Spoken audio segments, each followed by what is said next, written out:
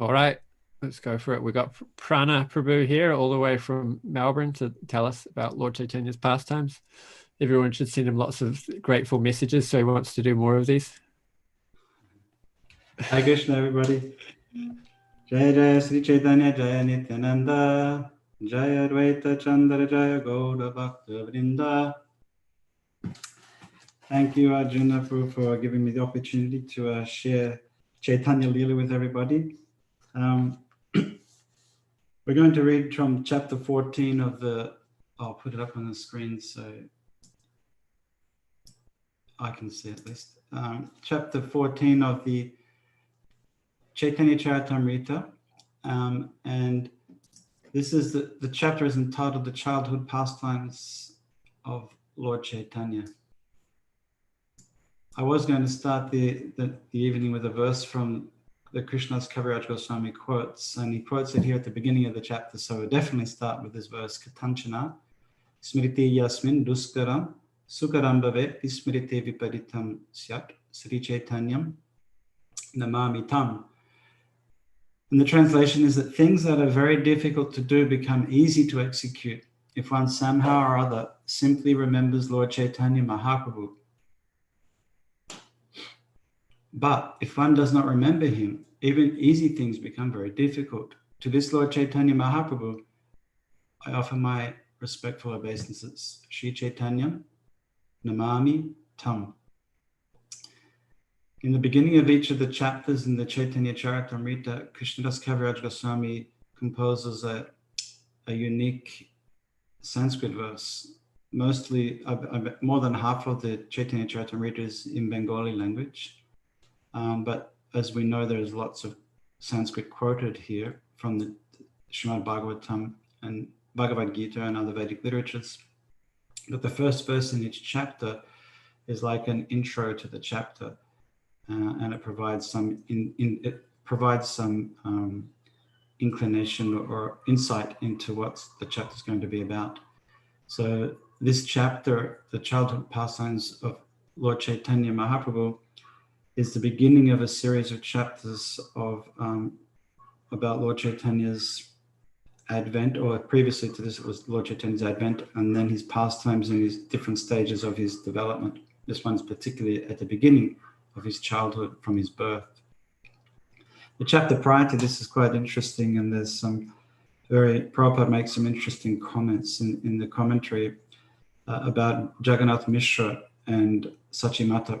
Because there it's explained that when Krishna desired to come to this material world, or when he accepted the idea to come to this material world, because of Advaita Acharya, his plea to bring the Lord down, to rescue all the misguided mental speculators and dry mental speculators and those engaged in fruitive activities and yoga. He sent all of his family members and to take birth in around Navadvip in Mayapur, and particularly in Bangladesh. And in Bangladesh, you'll find many of Lord Chaitanya's intimate associates have come from Bangladesh. Therefore, it's a very important theatre for us, for the devotees, the Padma River, where Narottam Das Thakur received Krishna Prem and the mercy of Chaitanya Mahaprabhu. The Goswamis, Rupa and Sanatan Smriti Theatre is in Bangladesh, which was all, in those days, was called East Bengal, part of India. Advaita Acharya, Jagannath Mishra, Sachimata, Nirambara Chakravarti, the whole family come from Shilet and Punjabik Vidyanidhi. Many of the great devotees come from East Bengal, or this Bangladesh as we know it today. So there's a description that Krishnadas Kaviraj Goswami gives a description about all these wonderful devotees, eternal associates of the Lord from Krishna Leela, from the spiritual world, who were ordered to take birth before the appearance of Chaitanya Mahaprabhu.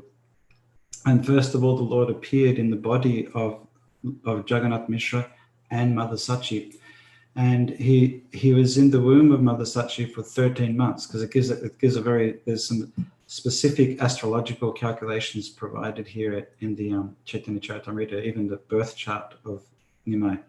And it said that he was there for a full 13 months before he came out into the material world.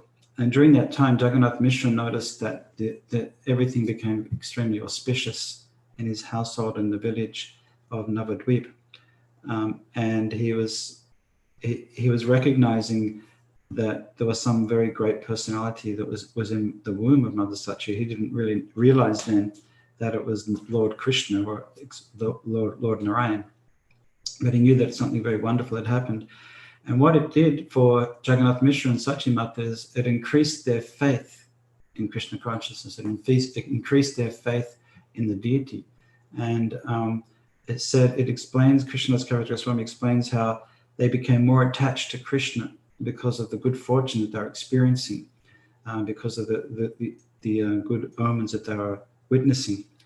And Prabhupada makes a point there that many people, when things are going very well and everything's falling into place, forget God. And it's only when we're in a distressful situation or a great pandemic, and then we start to pray to God for protection.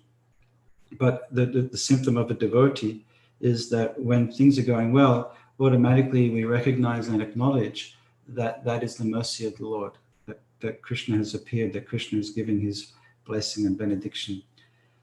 So that was an interesting point that came up in that previous chapter, the advent of Chaitanya Mahaprabhu. This is the chapter where the Lord appears, and we hear some of the wonderful pastimes of the Lord. The second verse is the same in every chapter, not the same, but sometimes it's slightly differently composed, but it's a Bengali verse. Jaya Jaya Sri Chaitanya, Jaya Nityananda, Jaya Advaita Chandra Jaya, Gaura Bhakta Vrinda. All glories to Lord Chaitanya Mahaprabhu and Nityananda Prabhu, Advaita Prabhu, and the devotees of Lord Chaitanya. And Krishnadas Kaviraj Goswami says that he described in brief the advent of Chaitanya Mahaprabhu, who appeared as a son of Mother Shachi, exactly as Krishna appeared as a son of Yashoda. And there was quite a lot of description about that, how Yashoda and Shachi are non-different, and Nanda Maharaj and Jagannath Mishra. And Prabhupada quotes a verse here, a very famous verse from Narottam Das Thakur, Rajendra Nandana Ye, Shachi Shutta Hoila Se, Balarama Hoila Nitai. The son of Shachi is non-different to the son of Mother Sachi, Nanda Maharaj, Rajendra Nandana Ye. And Nityananda Prabhu is the same as Balarama Hoila Nitai. I've already briefly spoken about the pastimes of his birth in chronological order. Now I shall give a synopsis of his childhood pastimes. Let me offer my respectful obeisances unto the childhood pastimes of Lord Chaitanya Mahaprabhu, who is Lord Krishna himself. Although such pastimes appear exactly like those of an ordinary child, they should be understood as various pastimes of the Supreme Personality of Godhead. In this purport, Prabhupada quotes the famous verse from the Bhagavad Gita, Avajananti Mambuddha Manushim Tanamasavitam Parambhava Jananto Mama Bhutta Maheshwaram, that fools deride me when I descend in this human form. They do not know my transcendental nature and my supreme dominion over all that be. This will be a common theme or thread through this chapter, through this series of chapters, that Krishna is appearing as a child again, like he appeared in Vrindavan. He's appearing again as a child. And the childhood pastimes of Krishna are very unique because they're so enchanting and they're so attractive that they attract the minds of all living entities, particularly of the devotees. And the same thing is true with the childhood pastimes of Chaitanya Mahaprabhu. And we were thinking the other night that Lord Chaitanya's, in the latter part of the Caitanya Charitamrita, Krishnadas Kaviraj Goswami says that there's been no incarnation like Chaitanya Mahaprabhu, because in this incarnation, God appears to experience very intense emotions of separation and attraction and attachment and separation, this Vipralamba Seva. And for many years in Jagannath Puri, for the last 6 years or even more years of his life, Lord Chaitanya, for 12 years, Lord Chaitanya was in this very intense, deep separation from the Lord. from Krishna, from experiencing his connection with Krishna. And that is something that no other scriptures have provided before. So that is a very unique contribution of Caitanya Mahaprabhu, that he provides this so many levels of rasa, so many levels of understanding and personification of different ways of reciprocating with Krishna.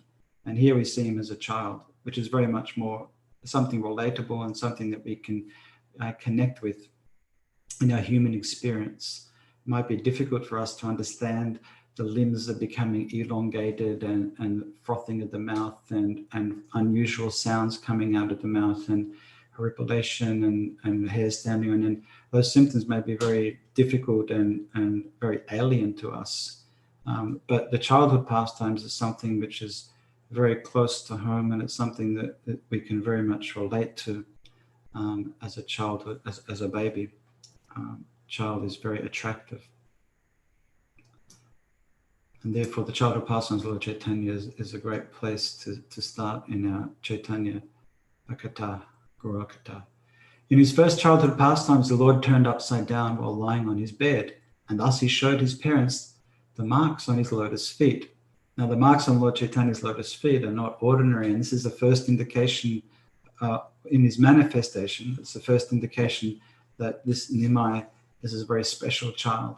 And just like Krishna had demonstrated different amazing features and characteristics and pastimes as a young child, those pastimes and activities and the features, they never interfered with the personal relationship or the rasa with Mother Yashoda and Nanda Maharaj and the gopis and the gopas.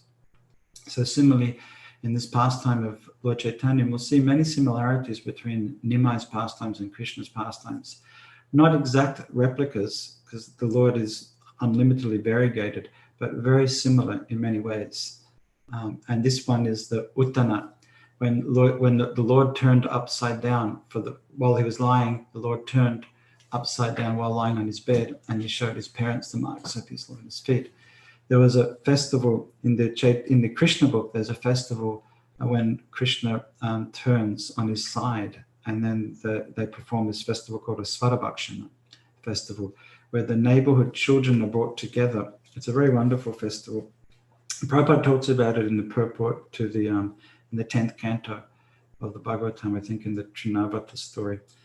And there, Prabhupada explains some of the samskaras, Dasavita samskara, he mentions here in the Chaitanya Charitamrita also, about the importance of samskara. And one of those samskaras that is not one of the major samskaras is called Svarabhakshana. And it's where the mother feeds the local children. Particularly this one actually happens before the birth, before the child takes birth, 7 months in the womb. And there is various rituals around it, including yagya, homa, and everything. But the most important thing is to feed the children, the local children, because the local children will become that child's friends. And you're bringing those children into your family even before the child has been born. So the children feel comfortable in your house and very welcome to come in and to go as your own children. They're the biological children of your neighbors, but any child is welcome in our house. They have an admit anywhere. They can do whatever they like. A child can just walk in and everybody will be very charmed by the presence of the child. Sometimes our next door neighbor might come into our house and we wouldn't lock them out and say, you can't come in here, you're not our child. We will be very happy to greet this little Chinese baby with the Chinese children, our neighbors, who are very cute and very attractive, and we'll be honored. We'll be great to have them in our house, to walk into the house, and we would entertain them and offer them gifts and offer them something to drink and something to eat, and they would entertain us in reciprocation. And it's exactly what happens with the Lord, with Chaitanya Mahaprabhu and with Krishna.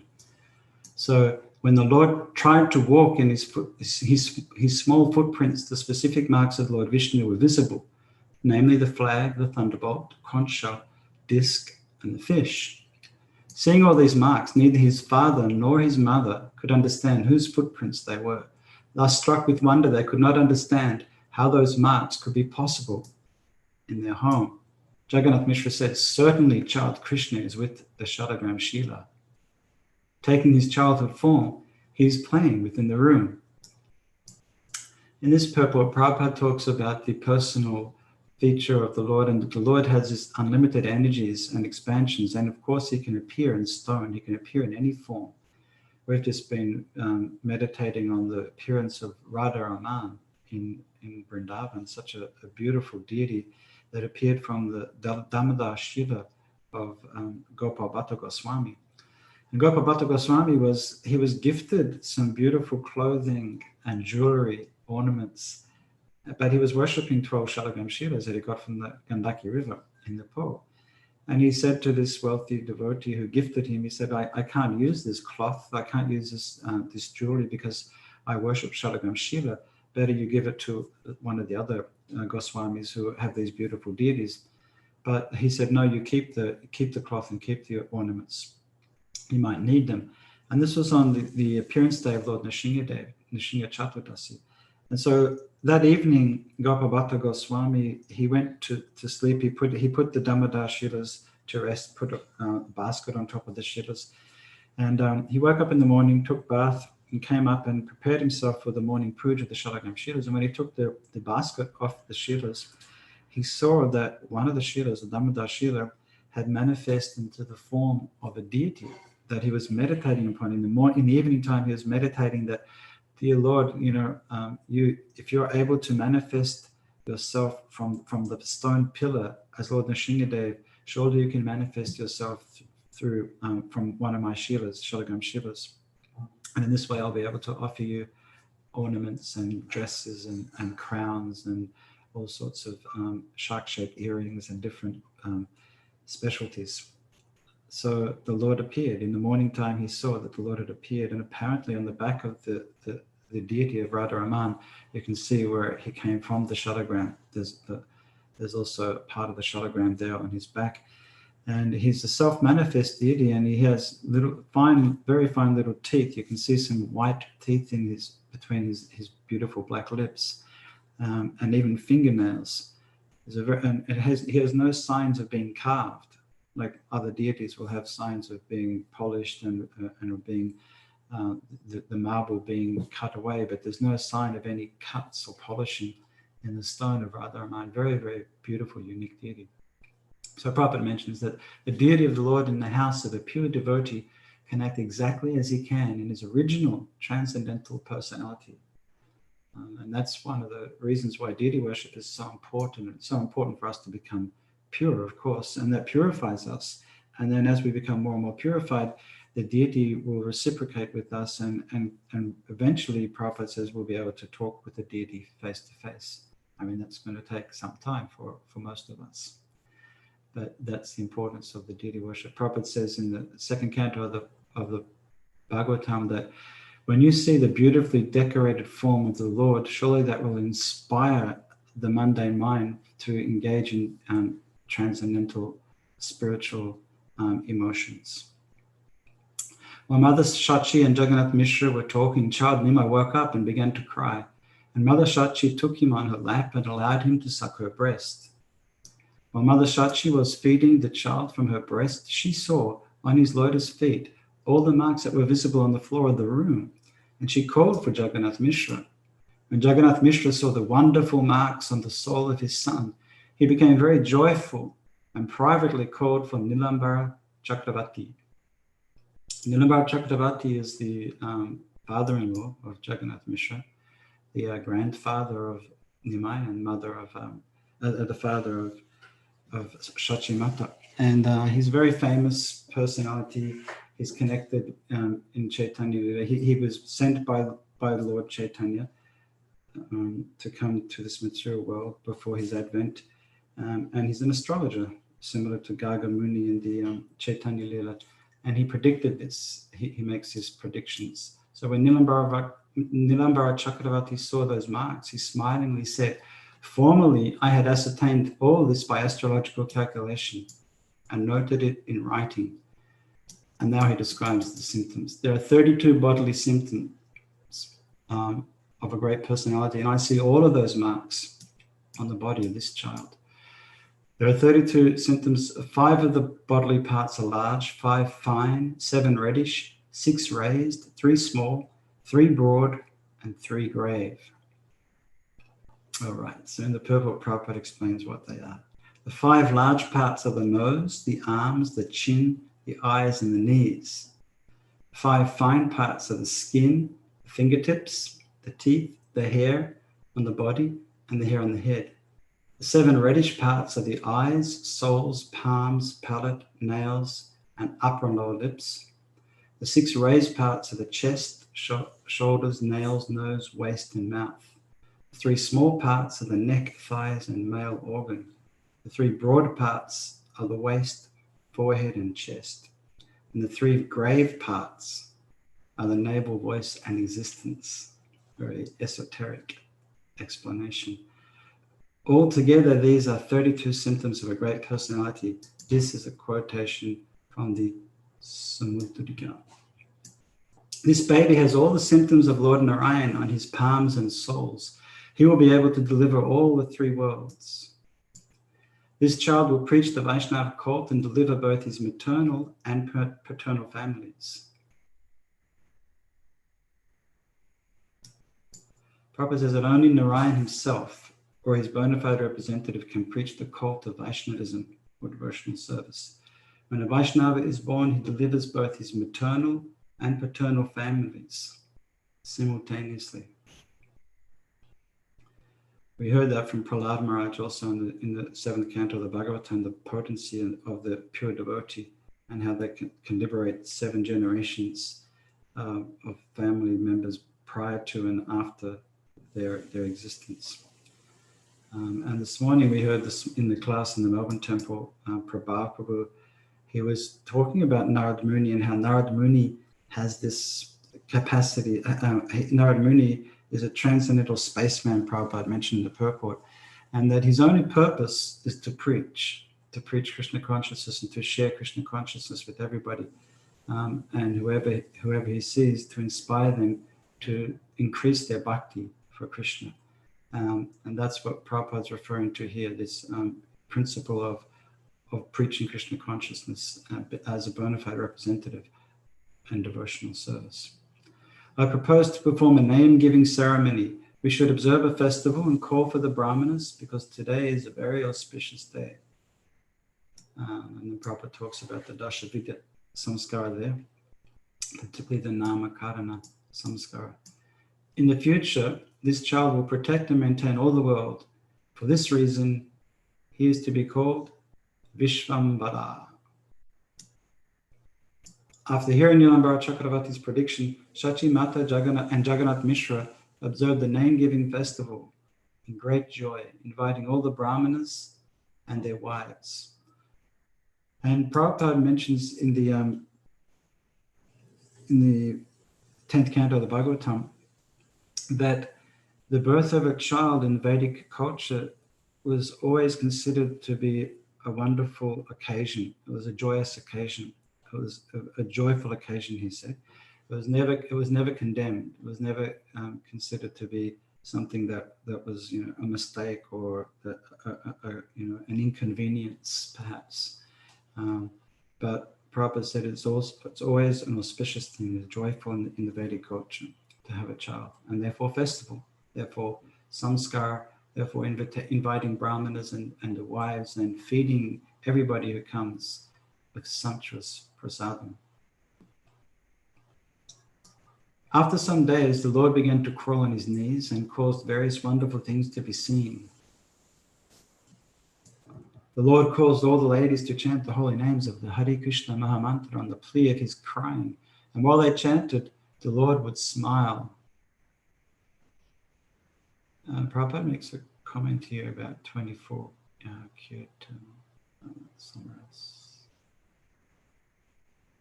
But this was the inauguration of Kirtan, Lord Chaitanya's first experience of Harinam, preaching the holy name. After some days, the Lord began to move his legs and walk. He mixed with other children and exhibited various sports. One day, while the Lord was enjoying his playful sports with the other little children, Mother Shachi brought a dish filled with fused rice and sweetmeats and asked the child to sit down and eat them. But when she returned to her household duties, the child hid from his mother and began to eat dirt. Sounds familiar? It sounds something like our children would do also, but it's exactly what Krishna did or perhaps didn't do, because there's a controversy whether Krishna actually ate the dirt or whether Balaram and the cowherd boys were just making up stories to get Krishna into trouble. And Krishna said to his mother that he hadn't eaten dirt. Naham bhakshitavan amba. No, mother, I haven't eaten dirt. If you think I've eaten dirt, then you look directly into my mouth, it says. Pashime mukamasakam. Just look directly through my mouth and you'll see if there's any dirt in there. And she does. And she doesn't see any dirt, but she sees the universes, the demigods and chariots and rivers and mountains and oceans. She sees the whole creation in his mouth. Seeing this, Mother Shachi hastily returned and exclaimed, "What is this? What is this?" She snatched the dirt from the hands of the Lord and inquired why he is eating it. Crying, the child inquired of him, "Why are you angry?" Lord Chaitanya says, "You have already given me dirt to eat. What is my fault?" Fused rice, sweetmeats, and all other edibles are but transformations of dirt. This is dirt, this is dirt. Please consider, what is the difference between them? Very philosophical young child we have here. This body is a transformation of dirt, and the edibles are also a transformation of dirt. Please reflect upon this. You are blaming me without consideration. What can I say? Prabhupada gives a very long purport about the explanation of Mayavad philosophy that Lord Chaitanya is presenting here. And he's setting up his Mother Shachi, to demonstrate her philosophical understanding, the clarity of her understanding of the personal philosophy of Krishna consciousness. Astonished that the child was speaking Mayavad philosophy, Mother Shachi replied, "Who has taught you this philosophical speculation that justifies eating dirt?" Replying to the Mayavad idea of the child philosopher, Mother Shachi said, "My dear boy, if we eat earth transformed into grain, our body is nourished and it becomes strong. But if we eat dirt in its crude state, the body becomes diseased instead of nourished, and thus it is destroyed. In a water pot, which is a transformation of dirt, I can bring water very easily. But if I poured water on a lump of dirt, the lump would soak up the water and my labor would be useless." It's a very good example that Mother Shachi has given to clarify this, the functionality of transformation. The Lord replied to his mother, "Why did you conceal self-realization by not teaching me this practical philosophy in the beginning?" And now Prabhupada says, if from the very beginning of life one is taught the Vaishnava philosophy of duality or variety, the monistic philosophy will not bother him very much. In reality, everything is an emanation from the Supreme Source, Janmadya Sayataha. The original energy is exhibited in varieties, exactly as the sunshine. The original energy emanating from the sun exhibits itself in a variety as light and heat. One cannot say that light is heat or that heat is light, yet one cannot separate one from the other. Therefore, Lord Chaitanya Mahaprabhu's philosophy is achintya beda abeda, inconceivable non-separation and distinction. This is a really important point that Prabhupada, Lord Chaitanya Mahaprabhu is teaching here, and Mother Shachi is teaching, and Lord Chaitanya set Mother Shachi up to teach this point, as he does with all the other, many other pastimes in the Chaitanya Charitamrita. We'll hear his discussion with Rupa Goswami, and discussion with Sanatana Goswami, and his discussion with Ramananda Roy, and discussions with so many other personalities that we'll hear, Sri Damodar, in the Chaitanya Charitamrita, where he's inquiring from them, Haridas Thakur, he's inquiring from them so that they will teach the philosophy of Krishna consciousness. And that's what Lord Chaitanya has done here. He's made his mother teach this practical philosophy of the personal nature of Krishna consciousness, that everything's not one, but there's unlimited variety. This is a really really essential for us to understand the variegatedness of Krishna consciousness, the variegatedness of Krishna and his energies, and how we, all of us, have our own personal identity, and through our personal identity we serve Krishna. Therefore, I often quote that sentence from Prabhupada's purport in the 5th chapter of the Gita, where he says, 5:16, that identity with individuality in Krishna consciousness in spiritual life is real knowledge. So we have our identity, and with each of our identities, which is a spiritual identity, we have our individuality. How we express our identity, how we express our spiritual nature is unlimitedly different for each one of us according to our conditioned nature, and that becomes purified, and we become closer and closer to understanding our eternal relationship with Krishna. After saying this, the Lord, smiling slightly, climbed on the lap of his mother and sucked her breast. So he's gone from this high-level philosophy, analytical philosophy, to a young baby child who's sucking on his mother's breast. Thus, under various excuses, the Lord exhibited his opulences as much as possible in his childhood, and later, after exhibiting such opulences, he hid himself. On one occasion, the Lord ate food of a Brahmana guest 3 times, and later, in confidence, the Lord delivered that Brahmana from material engagement. That's a very wonderful pastime that will be elaborately described later on in the Caitanya Charitamrita, and as it was in the Chaitanya Bhagavat. Very beautiful pastime of Lord Chaitanya eating the offering of the Brahmana. And the Brahmana, once again, was a personality from Krishna Lila. He was a personality who had fed Krishna in Krishna Lila and came to the house of Jagannath Mishra in Sachimata, and he was able to feed Chaitanya Mahaprabhu. In his childhood, the Lord was taken away by 2 thieves outside his home. The Lord, however, got up on the shoulders of the thieves, and while they were thinking they were safely carrying the child to rob his ornaments, the Lord misled them, and thus, instead of going to their own home, the thieves came back to the home of Jagannath Mishra. And it said that when the thieves brought Lord Chaitanya back to the house of Jagannath Mishra, that everybody was looking for Nimai. And there was a great cause for hankering and lamenting that Nimai wasn't there. And this happens many times in Chaitanya Mahaprabhu's pastimes and later pastimes also, when the Lord was in Jagannath Puri. Sometimes he would go missing. The devotees would be completely devastated in anticipating the separation from the Lord, and even thinking that perhaps this is the end of the Lord's pastimes, as what happened on the beach in Jagannath Puri when Lord Chaitanya was discovered by the fishermen. But this time, when Lord Chaitanya was taken away by the thieves, he bewildered them and he brings them back, and everybody in the house that was looking for Nimai, and they were all around the neighborhood looking for Nimai, they wanted to repay these thieves. They wanted to give them some kind of some kind of an reward for bringing Nimai back, for finding Nimai and bringing him back. But the thieves, of course, disappeared into the crowd because they didn't want to be discovered as thieves. But Jagannath Mishra wanted to reward those thieves for safely returning their Nimai. It reminds us of the pastimes of Krishna. In Krishna Lila, often we see how Krishna will act in a transcendently violent way and perhaps kill the demons, like killing Kamsa or killing Trinavata, for example, where Trinavata came and stole Krishna away from the Brajabasis, from his mother, and took him in the sky.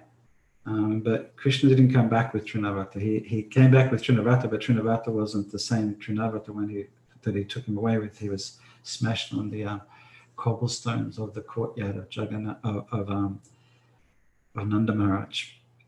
So that's one of the major differences, is that Chaitanya Mahaprabhu's Lila, he in Krishna Lila he kills the demons, and in Chaitanya Mahaprabhu he transforms the demons and he gives them love of Godhead. So no doubt that those thieves who took Lord Chaitanya away, because of their contact with Chaitanya Mahaprabhu, they became purified, they became pure devotees. anyone who comes in direct contact with the Lord will manifest the symptoms of love of Godhead, as we hear it so many times in the descriptions of his pastimes. Pretending to be sick, the Lord asks some food from the house of Hiranya and Jagadisha on the Ekadashi day. And here's an explanation now of the importance of following Ekadashi and how Lord Chaitanya is in the heart of all living entities, and he understood that these devotees were cooking special Ekadashi, were offering their deities special Ekadashi prasadam. As usual for small children, he learned to play, and with his playmates he went to the houses of neighboring friends, stealing their edibles and eating them. Sometimes the children fought amongst themselves. So this, as I mentioned at the start, the small childhood pastimes are very attractive, and Vishwanath Chakravarti Thakur explains this special quality of Krishna Lila that has that special quality of attract. It's very attractive to hear. It's very innocent and very enchanting and very mesmerizing to hear about the childhood pastimes of Krishna. And so it is with the childhood pastimes of Chaitanya Mahaprabhu. And Prabhupada quotes here, he translates here, as usual for small children. And it is usual for small children to play around, to look out for their playmates, and to be engaged 24/7 in just all sorts of exploration of their environment, because everything's so new for them, and they're learning so much at that stage of their life, and therefore we shouldn't try to interfere with that too much. We shouldn't try to control them too much, or try to make them act in a way that is more adult-like than childlike, because it's an important part of their natural development and growth. Having said that, we should also be cautious to provide them safety and security and the boundaries, because without those boundaries, children won't grow into it with respect and with responsibility and with all those sorts of qualities which we want them to develop in them as they mature in their childhood and youth. One example in Chaitanya Lila is that said that Mother Rohini and Yashoda, they gave Krishna and Balaram everything that they wanted, but it said that they gave them, so they're talking about feeding them and bathing them and dressing them and decorating them and providing all sorts of facility for them, toys for them. But it says two things. It mentions they gave them at the right time and in the right place. So those two things are very important. We have to provide everything that we can possibly provide for our children, but we should do that in a regulated way. It shouldn't just be that it's 24/7. You can do whatever you like, and you can think whatever you like, you can say whatever you like, and you can. But we provide facility for them and enable them to grow and to develop. But we also have this adult understanding of time and place and circumstance. That's an important lesson that we can take from this. Shachimata said, "Why do you steal others' things? Why do you beat the other children? And why do you go inside others' houses? What do you not have in your own house?" Of course, this sounds very similar to Krishna Lila. All these things: stealing, beating, and going inside others' houses. And Mother Yashoda would ask the same question. And of course, if Nimai came into anybody's house, they would be delighted, right? And they wouldn't want him to leave. They wouldn't be scolding him, or they wouldn't be complaining that Nimai came to my house. He's such an obnoxious young child. But they might be similar when later on we'll read in the pastimes later on, where Nimai, when he went to school, and he would go to bathe in the Ganga with his childhood friends every day, and there he performed so many pranks with disturbing brahmanas' offerings and pulling brahmanas who chanting gayatris in the water and squirting water over the young girls and offering to marry them, and so many things he did. they're in a very kind of as a prank and as a in his childhood play of Chaitanya Mahaprabhu, and Krishna would he did many of the similar kind of pastimes and activities in Krishna Lila. So stealing and fighting and things, they're natural propensities of young children, and we shouldn't get too uptight that this child's going to be a kleptomaniac, or this child is violent, or this child is just, because it's just there are natural tendencies of children, and they will naturally socialize themselves out of those by going into school and by going into association with others and by adults around them. Thus rebuked by his mother, the Lord would go in anger to his room and break all the pots within it. He would throw a tantrum. Then Chachimata would take her son in her lap and pacify him, and the Lord would be very much ashamed, admitting his faults.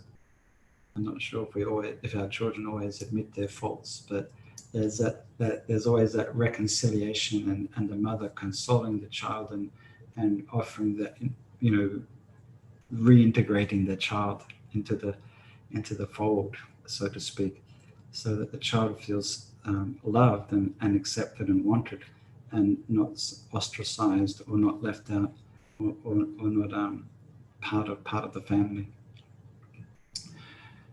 Once the child, Chaitanya Mahaprabhu, chastised his mother with his soft hand, and his mother pretended to faint. Seeing this, the Lord began to cry. The neighboring ladies told him, "Dear child, please bring a coconut from somewhere, and then your mother will be cured." He then went outside his house and immediately brought 2 coconuts. All the ladies were astonished to see how such wonderful activities. You can imagine where he got the coconuts from. If you've seen anybody climb up a coconut tree and pull down a big bunch of coconuts, it's quite a feat.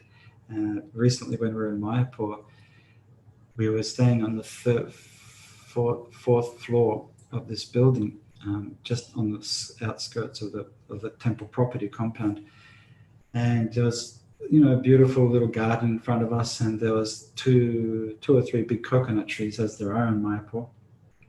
And one morning we saw this there was a whole lot of activity happening down the bottom. 2 or 3, there was a couple of brahmacharis and there was a couple of workers, and then they sent this guy up the tree, and he had a rope wrapped around him, and he just climbed up the tree with his hands climbing up the tree, and his legs, bare feet, up this massive coconut tree, like up to a couple of stories high.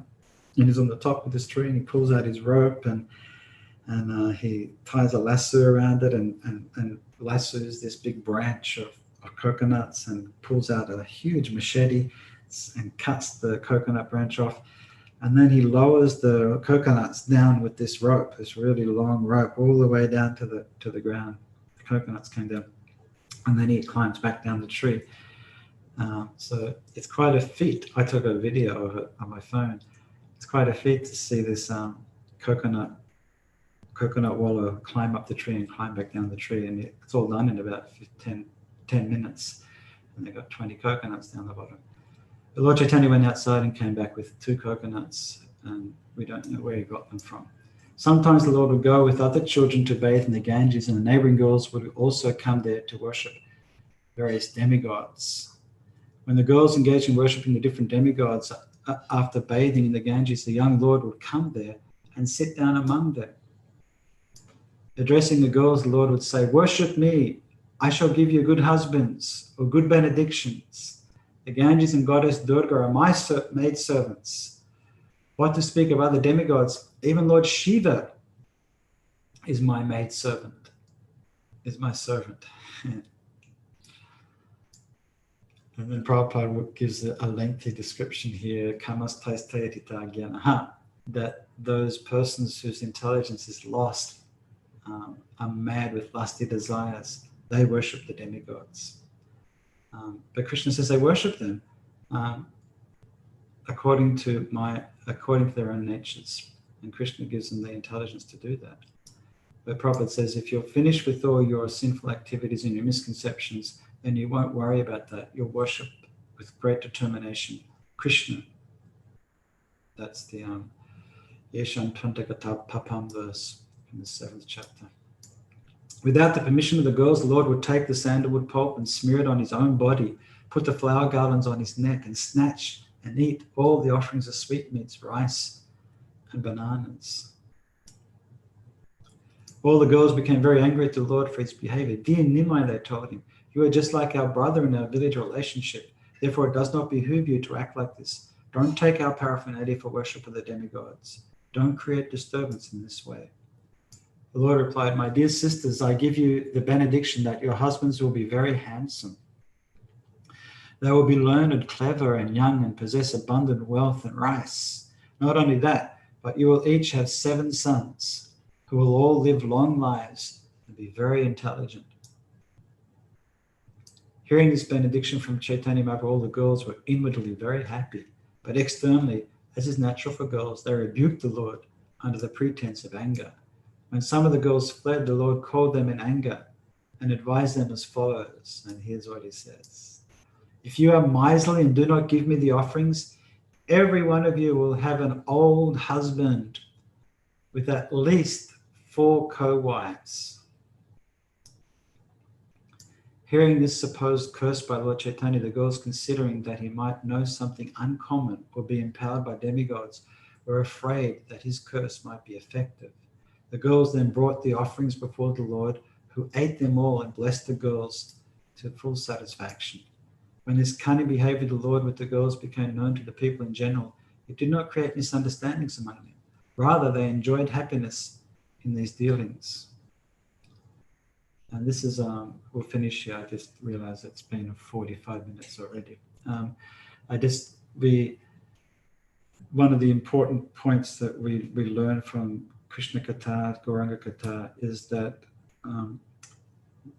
the Lord's pastimes are transcendental, and his relationship with devotees, with the gopis or with the girls here in Mayapur, or with his mother and with his father, with the cowherd boys, with his enemies, they're all transcendental leader of the Lord, and they're all part of the Lord's plan to attract the living entities to come back home, back to Godhead.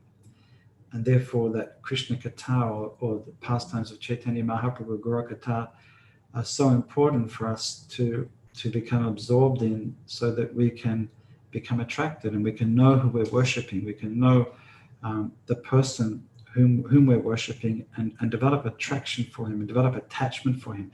And we develop that attraction and attachment, that attraction for the Lord and attachment to devotional service through the association of the devotees, through the friendship of the devotees. And it's that friendship of devotees, Prabhupada says, that they give the contribution of devotional service. And therefore we become disengaged with the material energy. We lose our attraction for Maya, for matter, and we become attached to the Devi Prakriti, Ashritaha.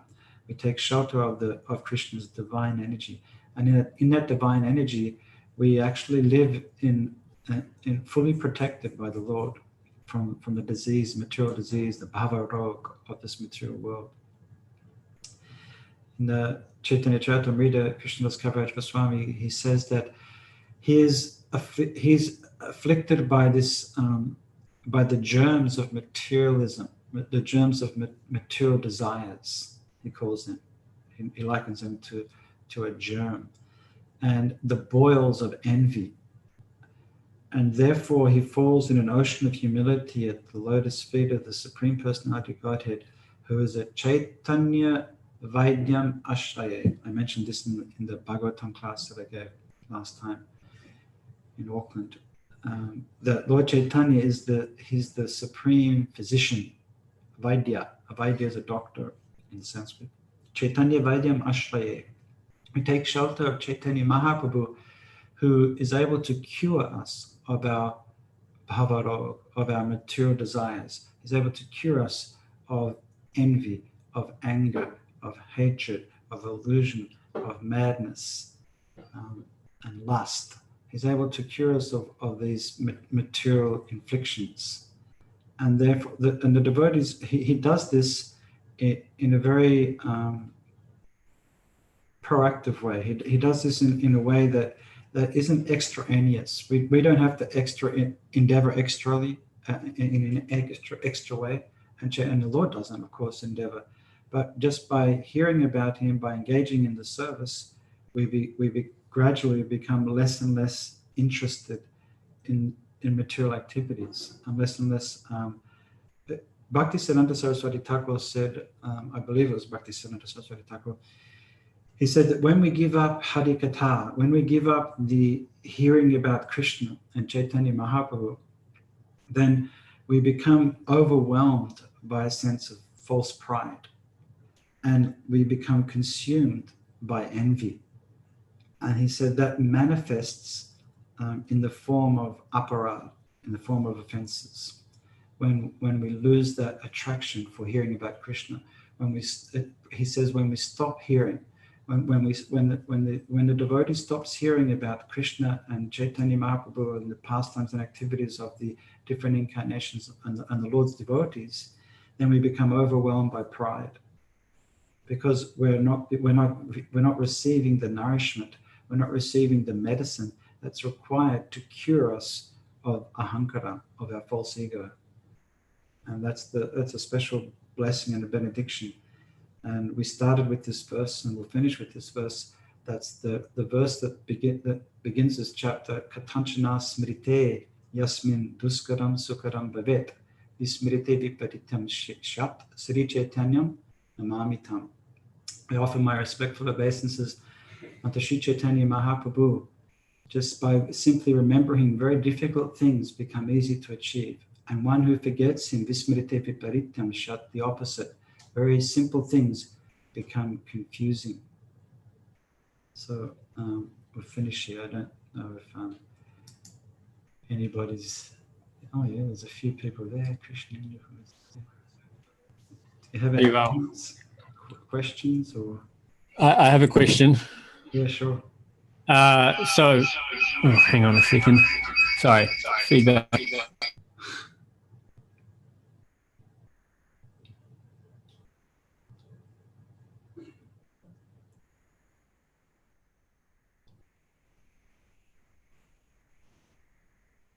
Oh, okay. There we are. Fix that. So my question is, what should somebody do who does not have the taste for hearing Krishna Katha? Okay. So they may have the desire and realize, oh, it's good for me, but they'll be busy listening to other things because the taste isn't there. Yeah, good question. What do we do when we don't have a taste? Krishna will make arrangements somehow or other that we develop a taste, and it's part of our, we say, just like dharma. It's a duty. If we dutifully do things like worship in the morning, chanting Hare Krishna, we might not have a strong taste for chanting Hare Krishna, but we chant 16 rounds a day, and we do it dutifully, and we gradually start to get some insights, because the whole of the process of Krishna consciousness is revealed in the heart. Prabhupada said it's not something that you can get extraneously. It's not something externally. It's not something that we can cultivate from our material capacity, from our intellect or from our austerities, but it's revealed in the heart. So Krishna will reveal gradually through our sincere desire to please him by following instruction of authority, by associating with devotees, that we get some glimpses. And those glimpses, those gradual glimpses or those minute glimpses that we get of the taste of Krishna consciousness is something that kind of will encourage us and inspire us to listen to Krishna Katha, or to read the book instead of do something mundane, instead of this, surfing the net, or, spending unlimited hours flicking through Insta or Facebook or YouTube or Netflix or whatever it is that takes us away from our real purpose. And when we do that, gradually over time, we start to realize that actually a lot of those other things that absorbed my consciousness in a more material sense, they're not so important. And gradually over the years, Krishna will give the realization that they're not essentials, and we can leave them aside. Sometimes we might have to have some major life-changing experience to get that realization, or to make that become more of a reality.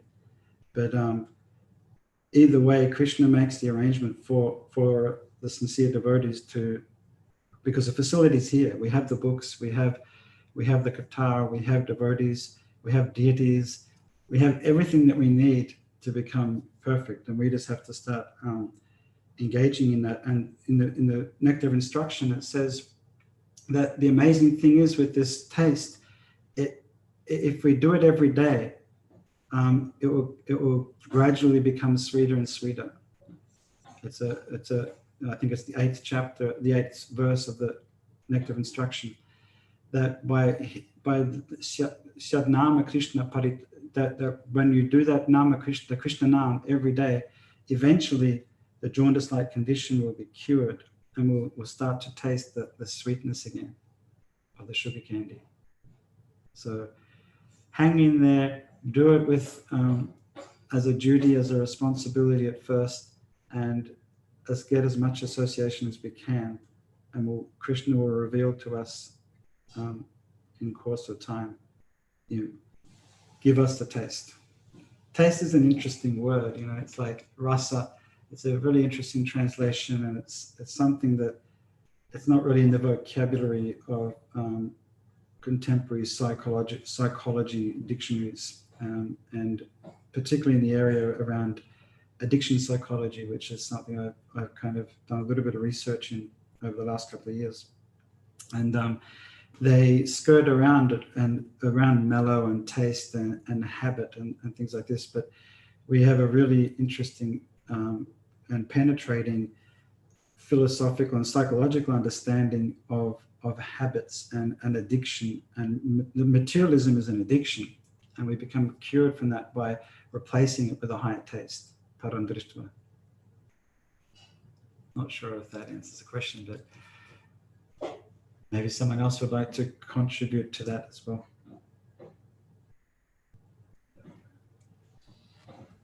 I think you covered it well. Thank you. All right then, that's must be time for. Hope you all had your hot milk, or your